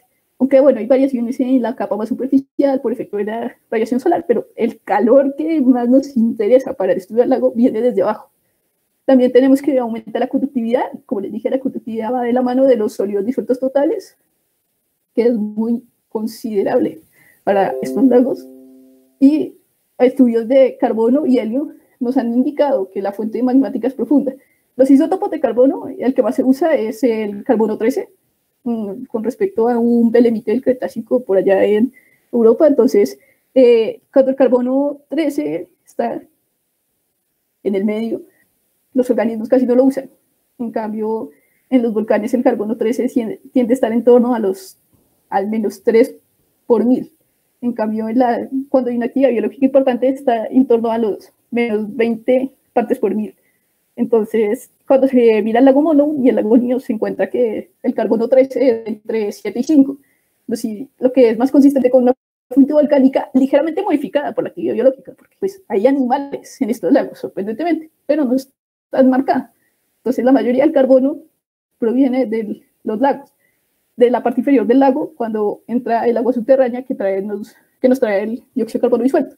En cuanto al helio, nos indica una fuente magnética profunda, porque como les dije, la fuente magnética es la que nos genera principalmente los gases nobles, que tienen concentraciones muy bajas, pero sus concentraciones son importantes para estos estudios geoquímicos.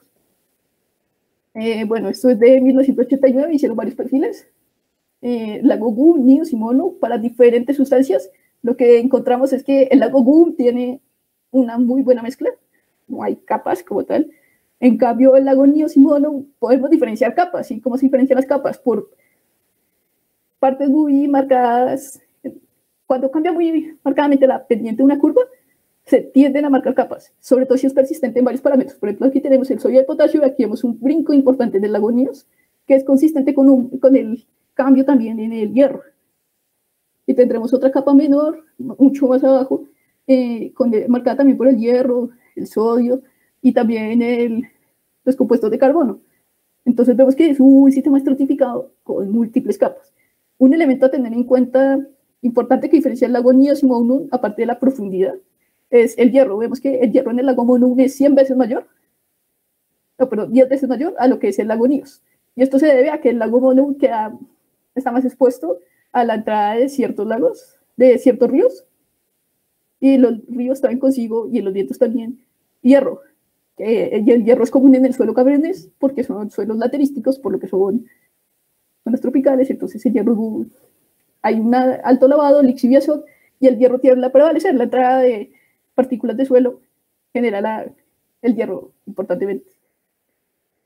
Bueno, ya estudiamos en sí lo que es el fenómeno, lo que pasó en el lago Mono el 15 de agosto de 1984. Hacia las 11:30 de la noche se empiezan a oír ruidos fuertes. Se reporta incluso un sismo. ¿Y qué sucede? Al día siguiente, hacia las 6 de la mañana, reportan que a lo largo de este segmento de la vía, porque este es el lago y aquí pasa una carretera importante, empiezan a aparecer personas muertas y nadie entiende por qué. No eran gente que tuviera problemas de salud, nada de ese estilo, simplemente eran personas que iban transitando. La mayoría eran agricultores que iban a los sembradíos de café. Y también se reporta una niebla blanquecina, amarillenta, con un olor a azufre, lo comparan con el olor a las baterías de los carros. Y cuando se dan cuenta, hacen un recuento. 37 muertos. 37 personas mueren en una carretera en un periodo de 6 horas. Y no se sabe por qué. Hacia el norte queda la villa de Nindong.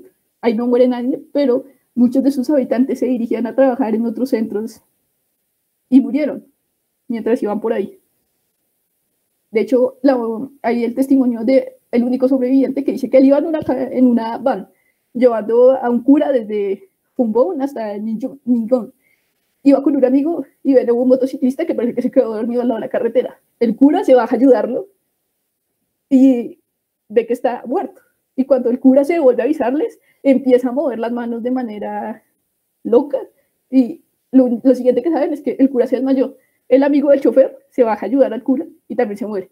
Y el chofer está dentro del auto que tiene pues, cierto margen por lo que tiene cerrado el cuerpo del carro. Y cuando ve que esos dos se mueren en cuestión de segundos, se baja del auto y empieza a correr.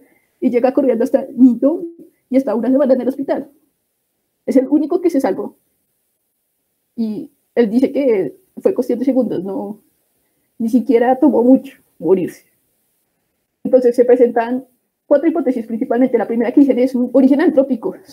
Y en los medios se dice, no, eso fue por químicos explosivos que hizo el gobierno. Y porque es importante, por eso fue que les dije que es importante entender la posición de los lagos Níos y Mono dentro de la geografía de Camerún. Están en la parte anglófona, en la parte que decidió unirse a Camerún en vez de quedarse con Nigeria. Es una zona donde ha habido procesos de separatistas. Incluso está el autoproclamado estado de Ambazonia, que quiere ser un independiente de Camerún. Primero se unieron en 1960 a Camerún, pero quieren ser independientes porque ya no están conformes con el gobierno. Y es que hay que resaltar que en 60 años de historia Camerún ha tenido solo 2 presidentes. Y en ese periodo había una enorme inestabilidad política. Es 1984 y en 1982 renunció el primer presidente, que se llamaba Ahmadou Ahidjo. Él renunció por problemas de salud y le deja el puesto al vicepresidente, al primer ministro, que hoy por hoy sigue siendo presidente. Se llama Paul Biya.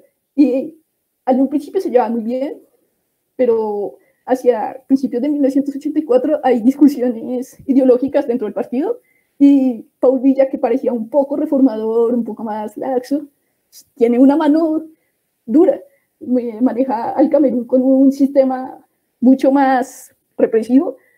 Antes en Camerún se llamaba la República Unida de Camerún para, en cierta manera, subsanar los roces que había entre la parte anglófona y francófona, y la bandera tenía 2 estrellas para simbolizar los 2 Cameruns. Pero él reforma todo y hace un Camerún francófono y bajo su legado, que solo va a seguir las normas de este gobierno. Y hay otras diferencias ideológicas internas que generan que Paul Ahidjo quiera volver al poder. Y el 6 de abril de 1984 se hace un golpe de Estado fallido. Entonces, Camerún en general es una región inestable. Y la zona del occidente de Camerún, la parte anglófona, es aún más inestable. Entonces, cuando se mueren 37 personas de buenas a primeras, echan la culpa al gobierno, dicen esos son químicos explosivos. Y hacen muchos estudios, concluyen que no. Y para esto necesitaron comisiones internacionales de franceses y japoneses que fueran transparentes para que no dijeran que es que no había transparencia dentro de la dictadura. Y bueno, entonces estos son lo que sí proponen los científicos y de los medios. Los franceses llegan y dicen, no, eso fue una inyección súbita de gases volcánicos tipo jet, comparable con lo que les dije de la erupción Lago Dien. Dicen, no, eso es típico Lago Dien, comparable, ¿no? ¿Para qué no hacer muchos estudios? De hecho, es una investigación muy mal llevada, diría yo. Y dicen ellos, no, eso es lo mismo que pasó allá. Erupción fratomagmática, no sé qué cosas, y listo. No tiene mucha rigurosidad. Y es criticada ampliamente porque las firmas geoquímicas, especialmente los fluidos hidrotermales, no son consistentes. Ya otros, un poco afinidades más biológicas, dicen, no, eso es descomposición por bacterias anóxicas. Entonces, que eso es en condiciones anóxicas. Entonces dicen, no, es que hay muchas bacterias que generan dióxido de carbono y metano. Primero que todo, el metano no es muy importante dentro de estas erupciones. Eso descarta la hipótesis, y por otro lado la presencia biótica en el lago Mono es mínima. O sea, hay peces en la parte más superficial, pero no hay tantos organismos que generen el dióxido de carbono que decía esta investigación. Ahora bien, la investigación más rigurosa fue llevada a cabo por japoneses, y es la que nos dicen lo que hoy por hoy es aceptable, que es que en el lago hay mucho dióxido de carbono disuelto, por lo que es un lago meromíctico, en el que la capa interior está en contacto con el sistema hidrotermal y los fluidos de agua subterránea, que son modificados por la actividad volcánica, ricos en dióxido de carbono, y que está en el nivel de concentración que cualquier cosa desestabiliza el sistema. Entonces, el símil más fácil de hacer es una gaseosa. Cualquiera tiene una gaseosa y cuando la deja caer y baila, eso sale el gas. Bueno, mismo principio, pero en un lago. Lo que se reporta es que hay como les dije, un sismo. Y vemos aquí en la batimetría del lago que la parte occidental es muy somera, pero la parte oriental es la que tiene las mayores profundidades, es donde está la diatrema. Esto no es un cráter, es una diatrema. Y aquí hay una gran inestabilidad en la pendiente porque es muy alta. El sismo genera un proceso de remoción en masa. El proceso de remoción en masa se va hasta el fondo y entra mucha más energía mecánica al sistema, que lo desestabiliza y hace que el dióxido de carbono disuelto se vuelva gaseoso. Se genera un proceso de nucleación de burbujas que apenas empieza, es irreversible y genera esta nube que se va hacia la carretera. Bueno, en cuanto a diferentes parámetros que se han venido midiendo más recientemente, es decir, en 1984 no había ninguna datación, ni siquiera sabían que eso podía pasar. En 1986 ya encuentran que el lago efectivamente es meromíctico. Tenemos 4 capas principales. La 4 está muy cerca a la base de lo que es el lago, a los 100 metros. Tiene una salinidad muy alta si no se mezcla con las otras por las mismas salinidades. La capa 3 es tal vez la más problemática, y la 2, porque tiene niveles considerables de dióxido de carbono, y son las que pueden ser las fuentes principales de una erupción lítica. Aquí vemos que lo que les digo del diagrama profundidad-conductividad. Entonces tenemos microsiemens. Cuando hay cambios muy marcados, la conductividad de la mano de la química, entonces marcan una quimioclina, y por otro lado tenemos una temperatura. Cuando hay un gradiente muy marcado de temperatura, marcan una termoclina. Las termoclinas y las quimioclinas tienden a coincidir si varían no es más de metros, y nos marcan el sistema de capas. Ahora, tenemos el mismo caso en el lago Níos, solo que en el lago Níos la capa 2 es mucho más profunda, es la capa más problemática del sistema. Tiene poco más de 150 metros tal vez, y es la que acumula más dióxido de carbono. También tenemos la capa 3 y 4 muy ricas en dióxido de carbono y en sales, y son reservorios potenciales. Es decir, no hay ningún movimiento vertical, salvo la capa 1, que está en contacto con la superficie y tiene ciertos procesos de mezcla. Pero de la 2 a la 4 son capas con muy poca mezcla, que son las que nos generan el lago meromítico, que si tiene algún detonante y altas concentraciones de dióxido de carbono, generan procesos importantes. Entonces, aquí tenemos ya lo que es un mapa topográfico. Aquí encontramos el lago y vemos la topografía de Camerún. Como les dije, había 4 alineaciones principales. Vemos que la noroeste-suroeste marca la morfología del lago Níos, del valle Níos, que es donde se asenta la mayor cantidad de habitantes de esta zona. Aquí, en lo que es el asentamiento de Níos, mueren tan solo 1.200 personas. Se muere el pueblo, prácticamente. Sobrevivieron 4 personas nomás. Y también tenemos otros asentamientos importantes que coinciden con la intersección de los lineamientos, Cha, Fan y Sugun. En conjunto, como les dije, son 1.746 muertos. El evento se registra entre las 8 de la noche y la 1 de la mañana del 26 de agosto de 1986. Las personas estaban descansando en sus casas. Ese día, dicen las crónicas, fue un día de mercado, de cierta manera similar a lo que es un día de mercado en Colombia, y los agricultores vendieron sus productos, los ganaderos vendieron su ganado, fueron a los diferentes centros importantes. La gente estaba descansando cuando una nube blanca que venía a enormes velocidades, dicen que suena como un viento fuerte, o algunos de los pocos que sobrevivieron, dicen que sonaba como un carro muy rápido que venía y de la nada están en medio de una nube blanca que huele. Ellos lo comparan con otra vez azufre o también dicen con pólvora. Genera este evento. En un lapso de horas mueren 1.746 personas, nomás en un punto mueren 1.200. Y vemos que la topografía del Valle Níos, el asentamiento está en la parte más baja y el lago está en la parte alta. Por eso les dije que el lago tenía que estar en la parte alta. Y aparte de eso, tiene los principales canales, van hacia el Valle del Lago Níos, es decir, hacia el sur, casi no se reportan muertos porque es una parte más alta y no se transporta el CO2 hacia las partes altas. Pero no solo es eso, es tan violento el movimiento que se reportan olas que llegan a afectar a zonas hasta 20 metros más altas de lo que es el nivel normal del lago. Aquí vemos una foto de lo que dicen es un tsunami. También vemos que a los 2 días todavía prevalece un poco esa niebla. Y a los 10 días se ve, este es el panorama del lago. Digamos, la turbidez ya es una característica intrínseca al lago, pero sí hay una gran heterogeneidad. Y la mayoría de puntos oscuros y las manchas más negras son restos de vegetación que la ola arrasó y llevó hacia adentro. Entonces vemos aquí un modelo 3D, tenemos el lago, y vemos que los 2 principales canales conducen a lo que es el Valle del Níos, y por eso es que hay el mayor fatalidad, es decir, a lo largo de los canales vive la gente, porque pues ahí hay agua, o porque hay zonas más habitables, y diferentes razones la gente se asienta. Y ahí donde se asentaron, ahí también murieron. Vemos que el lago genera gases que migran hacia el norte, principalmente llegan a lo que es el Valle Níos, y a lo largo del río Mbam y Cumbí fluyen hacia el norte.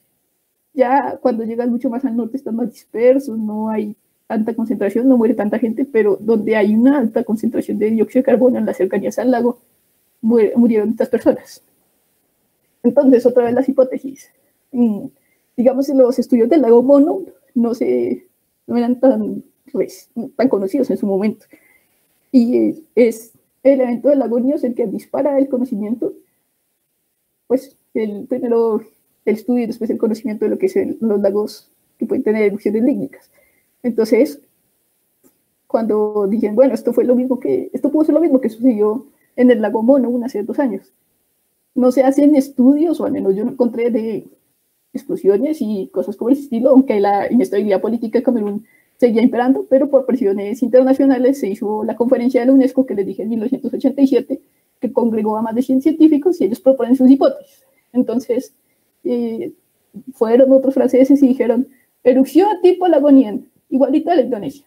Ya vimos que eso no funciona porque pues, no son consistentes los niveles de cloro y de sulfato, y tampoco hubo algún evento volcánico significativo, no hubo salida de lava, no hubo ningún volcán cercano que se activara, ni siquiera el monte Camerún a 100 kilómetros al sur hizo erupción en ese momento. No hay ningún evento que diga que se vea una erupción volcánica en sí.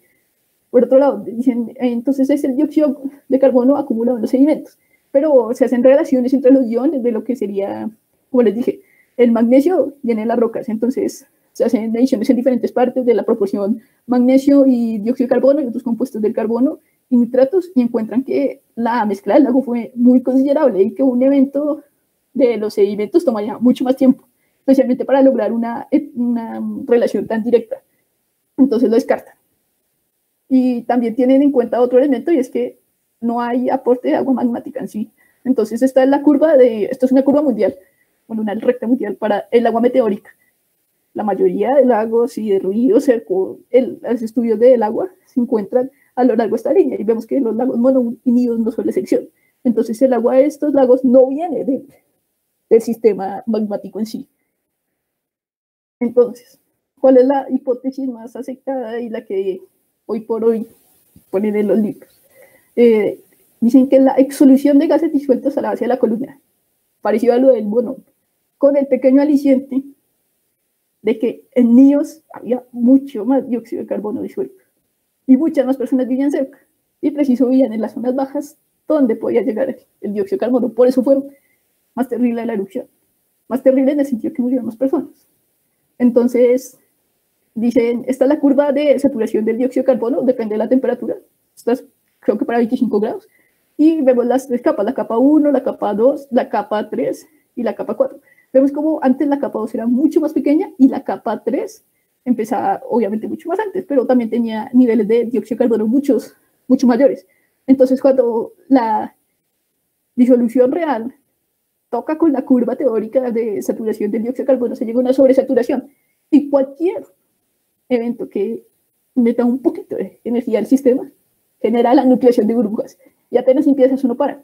Entonces dicen que debe tener detonantes térmicos o mecánicos. En el caso del lago Pono fue el derrumbe, que les digo. Pero digamos que en el lago Nyos era tal que algunos han propuesto, era tal la concentración de dióxido de carbono que fue espontánea o que el evento aún no ha sido datado, porque no se han registrado sismos en ese momento, aunque sí en los días previos se registraron tremores, según los testigos presenciales, y hubo 25 personas que se salvaron porque tenían su ganado y los llevaban a tomar agua de las orillas del lago Nyos, y vieron que en la semana previa empezó un burbujeo más intenso. Es decir, en el lago estaba pasando algo, se estaba listando algo, aunque no hay eventos mecánicos así muy marcados.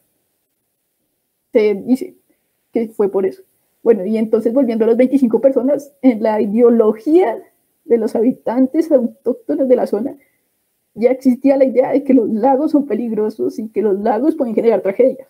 Esas 25 personas que tenían su ganado y vivían en la parte alta se fueron del valle del lago Nyos hacia la ciudad de Gun, que ya les mostré al occidente, y se salvaron. Son de los que hay más testimonios hoy por hoy.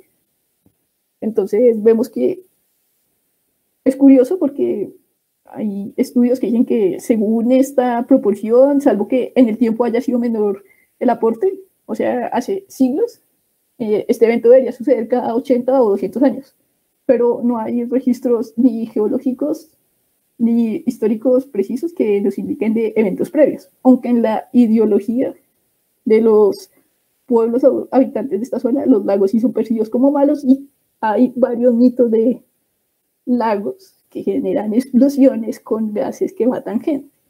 Entonces, por eso era curioso. Es decir, no hay registros históricos estrictos que digan que ha habido erupciones previas, pero sí hay una serie de mitos que nos indica que es posible. Bueno, pasando al lago Kivu, como les dije, este era entre la República Democrática del Congo y Ruanda. Tiene la peculiaridad de ser muchísimo más grande que los otros dos, asociado al RIP del este de África, que ha generado una enorme depresión en el terreno. Tiene un volumen simplemente inmenso.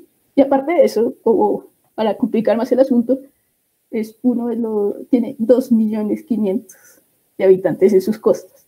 Entonces, las ciudades más pobladas son Goma y Bakubu, que son las capitales provinciales del Congo. Aquí queda Kivu del norte y Kivu del sur, que son provincias del Congo. De hecho, son algunas de las provincias con mayores problemas en el Congo, que ya por sí es un país conocido por sus múltiples problemáticas. Y digamos que no ha sido particularmente estudiado el fenómeno de las erupciones lígnicas porque hay otras preocupaciones más inmediatas, al menos para el gobierno de la República Democrática del Congo. ¿Y cuáles serían esas? El ébola, lastimosamente, está asentado en estas dos provincias, la provincia de Kivu del norte y de Kivu del sur.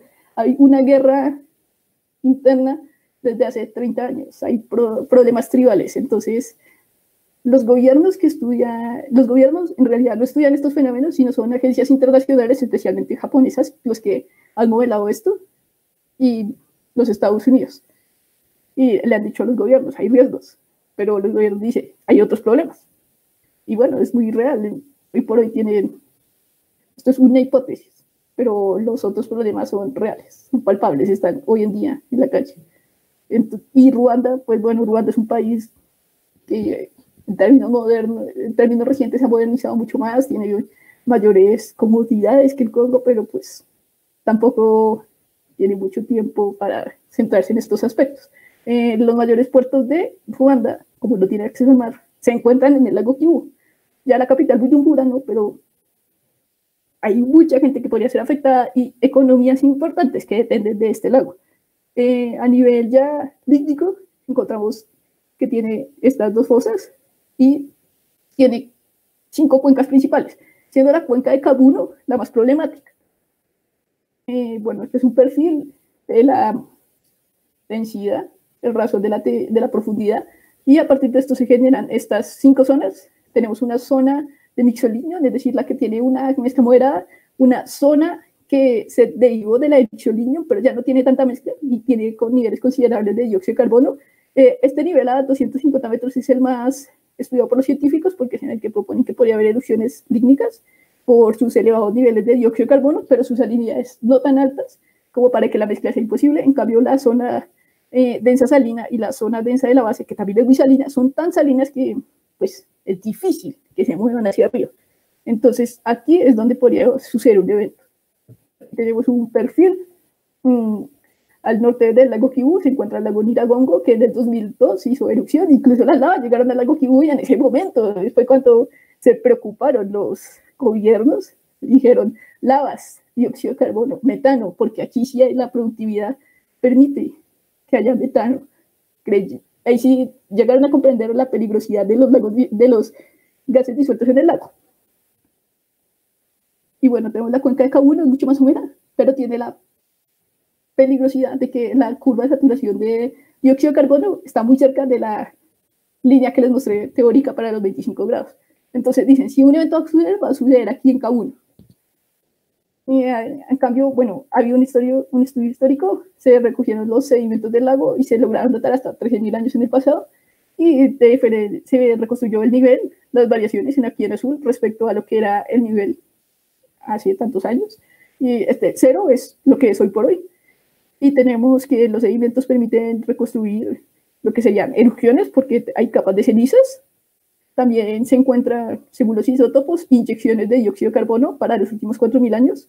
Y también la precipitación de carbonatos, que va de la mano. Si hay inyección de dióxido de carbono, pues hay tanto dióxido de carbono disuelto que si hay algún material de hierro, o principalmente de hierro, realmente en menor medida calcio, se puede precipitar.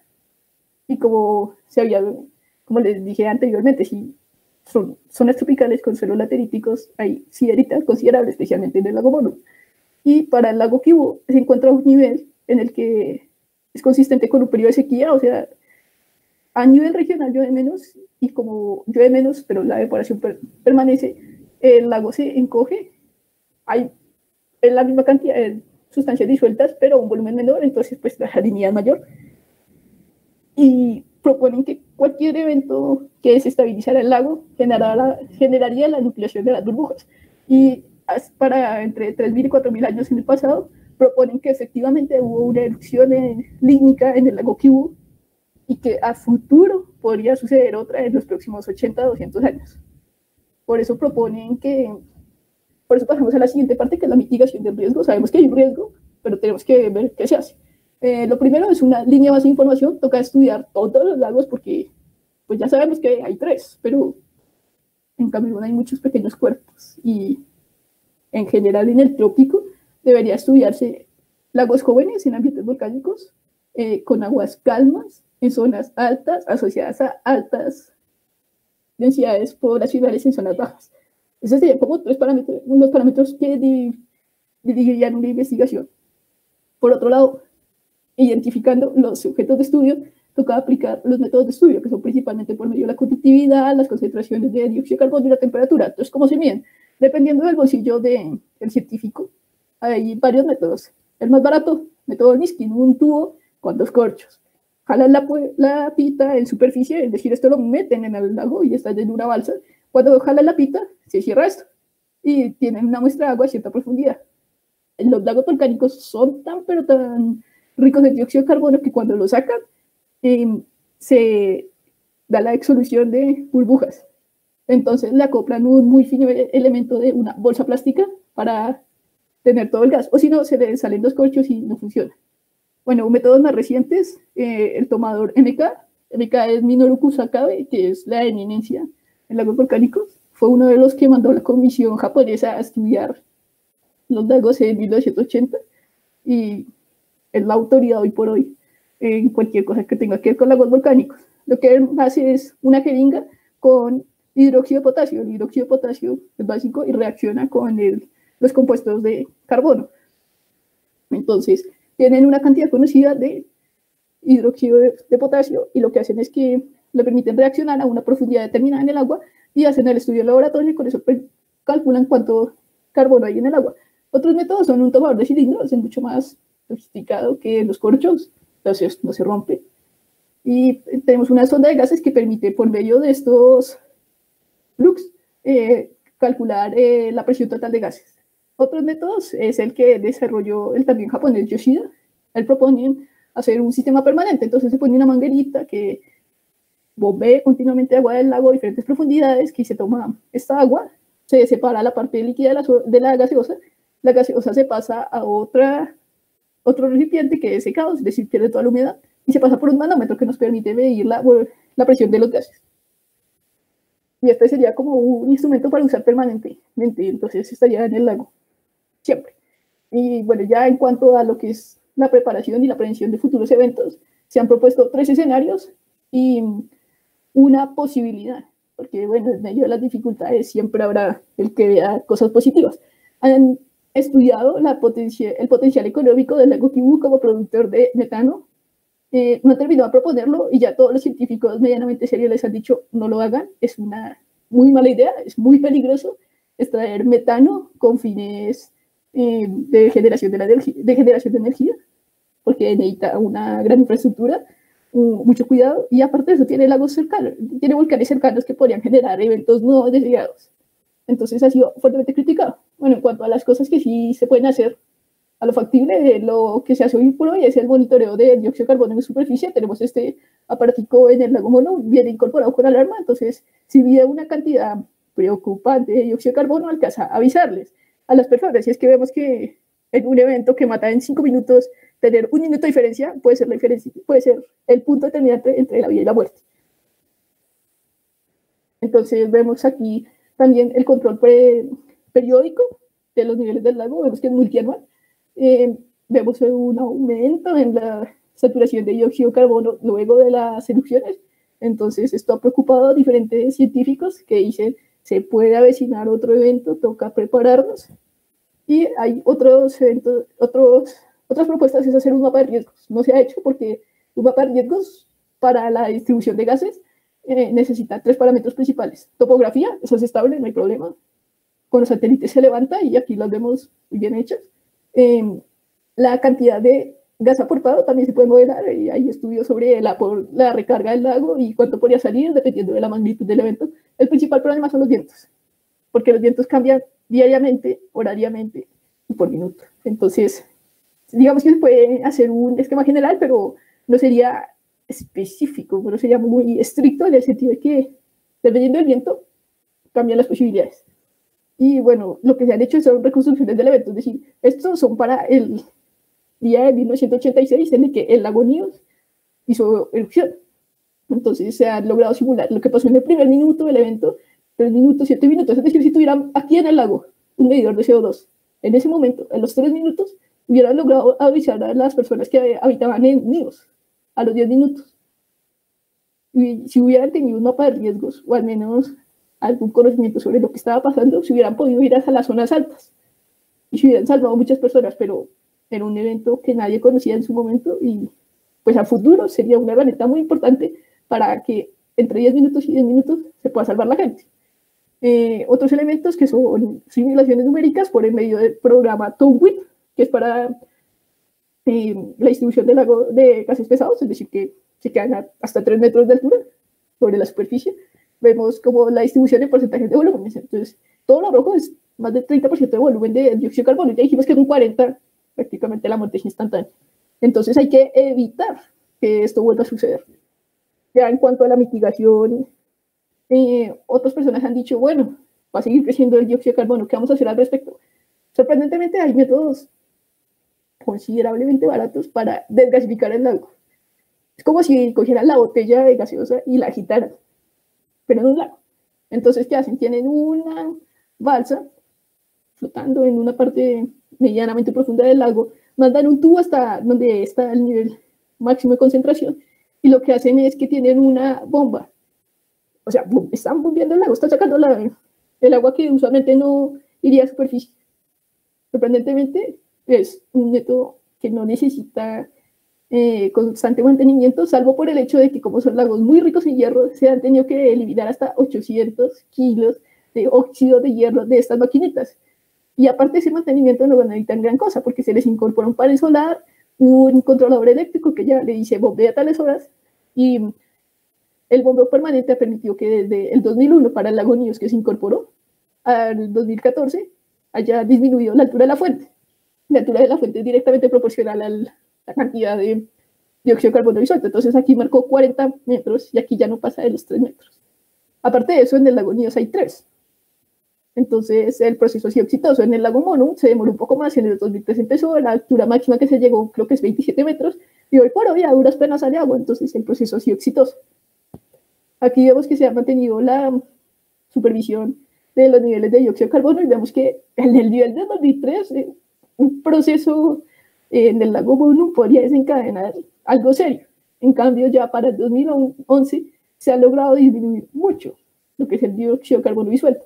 Aquí tenemos una variación multianual en el cual encontramos que en el 2000, un poco después del 2008, dijeron, bueno, podemos parar, podemos dejar que el lago siga acumulando dióxido de carbono, porque nunca lo va a dejar de hacer, salvo que ese es el volcanismo. Pero llegaron a un punto en el que dijeron, bueno, ya no nos tenemos que preocupar, dejemos que crezca otra vez. Obviamente no hasta este nivel, pero no es indispensable obviar en este momento. En el lago Níos también vemos esto, aunque el comportamiento, la curva no bajaba tanto. Entonces lo que hicieron fue incorporar las 3 maquinitas y cayó súbitamente. Otro elemento importante es tener en cuenta la profundidad a la que se manda el tubo. En el lago Níos llega casi hasta la base. En cambio, en el lago Mono llegaba hasta los 50 metros. Y como tiene una profundidad de 100 metros, fue muy criticada en artículos científicos diciéndoles que eran unos irresponsables, que les faltaba mucha profundidad, que como el lago casi no tiene mezcla, tenían que ir hasta ahí abajo. Entonces, bueno, lograron pues, quitarle el dióxido de carbono a una parte muy importante del lago, pero lo que tienen que hacer es hacerle frente a esta parte, que no es tan afectada por el tubo. Eso consiste no solo en alargar un poquito el tubo, sino en modificar todo el aparatico para que funcione. Bueno, ya último, por curiosidades, el tiempo está premiando un poco. Bueno, me gusta la parte de divulgación científica, entonces encontré en internet 2 experimentos que podrían hacer más fácil entender el asunto. Tenemos el primero que se llama, para entender lo que son la absorción de gases, una coca común y corriente, se le llena con gaseosa, que pues tiene mucho gas disuelto, por eso el nombre, ¿no? Se le incorpora una capa de aceite, entonces tenemos un sistema de 2 capas. La capa de arriba, que es aceite, y la capa de gaseosa. Nunca se van a mezclar porque el agua y el aceite simple y llanamente no se mezclan. Pero si uno le mete algún factor desencadenante que nos permita que el gas que está aislado en la base de nuestro lago imaginario salga, podríamos tener un evento, un microevento, que podría ser altamente educativo para entender la generación de gases. Aquí vemos cómo se generan burbujitas con la incorporación de alguna energía. Yo no lo he practicado realmente por diferentes cuestiones, pero bueno, si yo lo hiciera, me puse a pensar, yo lo haría con mentas más que con una varita, para que sea un poco menos mecánico el asunto y más prevalente. Y por otro lado, también quisiera simular lo que es los procesos de gasificación en el lago para ver como 2 métodos. Uno que sería un pitillo simplemente soplando y otro con un pitillo con una pequeña salida y varias perforaciones para ver cuál de los dos es más efectivo. En cualquier caso, pues entenderemos que sale el dióxido de carbono disuelto en la gaseosa y pues sería muy instructivo en diferentes contextos. Otro experimento es el uso de dióxido de carbono. Usamos vinagre, bicarbonato de sodio, la típica reacción del volcán, pero bueno, se hace dentro de esta botella que contiene dióxido de carbono y en una coquita se ponen varias velas a diferentes alturas. Entonces, ¿qué pasa? Cuando el caballero aquí vierte ese gas invisible, las velitas se apagan porque ya no hay oxígeno y las velitas se apagan, pero en la vida real las vidas son las que se apagan. Por eso es importante tener en cuenta estos procesos. ¿Qué haría yo si pudiera hacer este experimento? Primero que todo, haría una maqueta y incorporaría el sistema de los vientos para que tuviéramos los 3 elementos que les dije que son importantes en un mapa a ver qué sucede.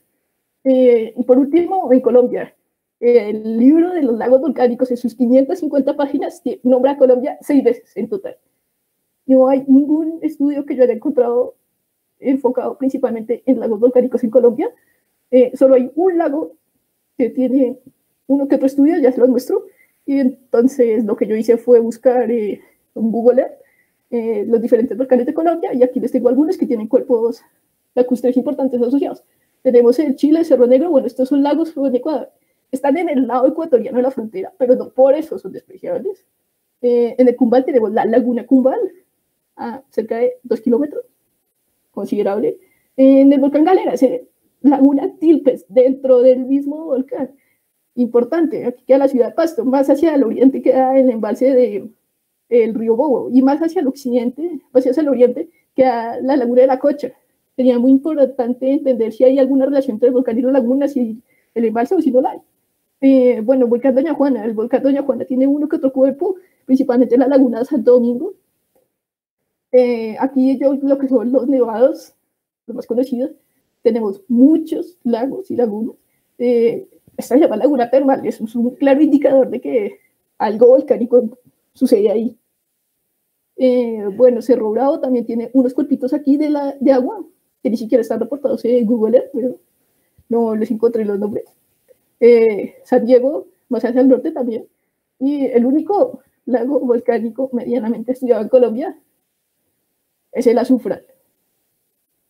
Y ni siquiera es el volcán en el conjunto, porque el Azufral tiene 3 cuerpos principales. La Laguna Verde, que es la más famosa, y es donde se ha estudiado principalmente la geoquímica, pero no enfocada a lo que es la dinámica del lago, sino a las mineralizaciones importantes que se podrían extraer. Bueno, y también está la Laguna Parda y la Laguna Negra. Entonces, 3 colores diferentes. Como les dije, el color es relacionable con la química del volcán, pues del lago volcánico y del volcán también. Entonces, pues a futuro sería muy interesante ver qué sucede en este lago. De hecho, esta foto es del libro de lagos volcánicos, simplemente es una sección donde dicen que fue como fotos bonitas de lagos, y dicen que se hizo una expedición por parte del Ingiominas en ese entonces, y hubo un experto estadounidense. No sé si publicaron algo, al menos yo no lo encontré. Y por último, lo más curioso que encontré en esta breve exposición es que el YAPSEI, el que regula la comisión, tiene el premio Kusakabe, que como les dije, Minoru Kusakabe es la eminencia en cuanto a lagos volcánicos. Si alguien habla con autoridad, es este caballero, y se otorga un premio anual en honor a él. El ganador del 2019 es Yu Barika, que también es escritor de múltiples capítulos del libro, y vemos que le dieron el mejor trofeo que yo haya visto en la historia de los trofeos de la ciencia. Yo esto sí lo pondría en la sala de la casa, honestamente. Ese es el premio a toda una vida dedicada a los lagos volcánicos. Requisitos 3: presentarse a la convocatoria, tener más de 35 años, tener una amplia experiencia en lagos volcánicos con múltiples publicaciones, hacer una votación entre los miembros de la comunidad, y pues el caballero Yup se ganó semejante trofeo. Por último, la bibliografía, y no se vayan antes de que les recomiende la charla de la próxima semana, que la va a dar Julián Corso, otra persona que habla con propiedad de los temas, especialmente de vulcanología planetaria. Es una gran charla, se los aseguro, y muchas gracias por su atención. Ahora no sé qué hora sean, pues si tengan dudas o... Esa sería la charla. Voy a mirar aquí en el chat.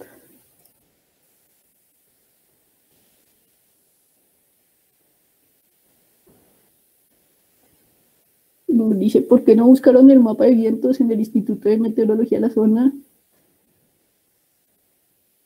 Pues sí lo hicieron para la simulación numérica. Lo que hicieron fue justamente coger el mapa de vientos, y con eso fue que construyeron este mapa. Pues aquí la topografía y el mapa que hicieron para los riesgos, para la simulación del evento, fue el mapa de vientos, pero los vientos cambian cada día, entonces no han logrado hacer un mapa de riesgos que nos diga la situación permanentemente. Y no sé qué más dudas tengan, o si respondí la de Sandra.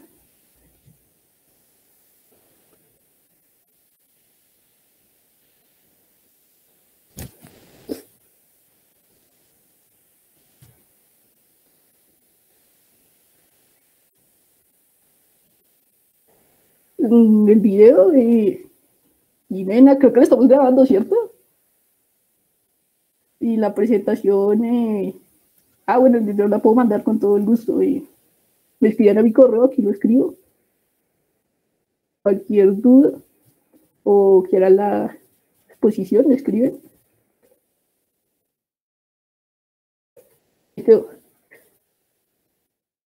Y sí, Jimena me dice que están grabando, entonces también los invitamos a que se pasen por el canal de El Semillero, de Volcanología y Geotermia, y también por el de Cuarentena con Geociencias.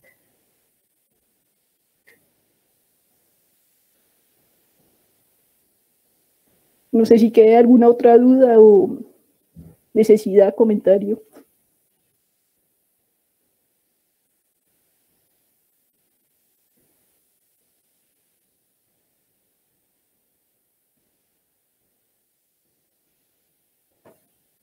Sí, Yeley, aquí está mi correo, mándenme un correo y a los que me escriban les respondo.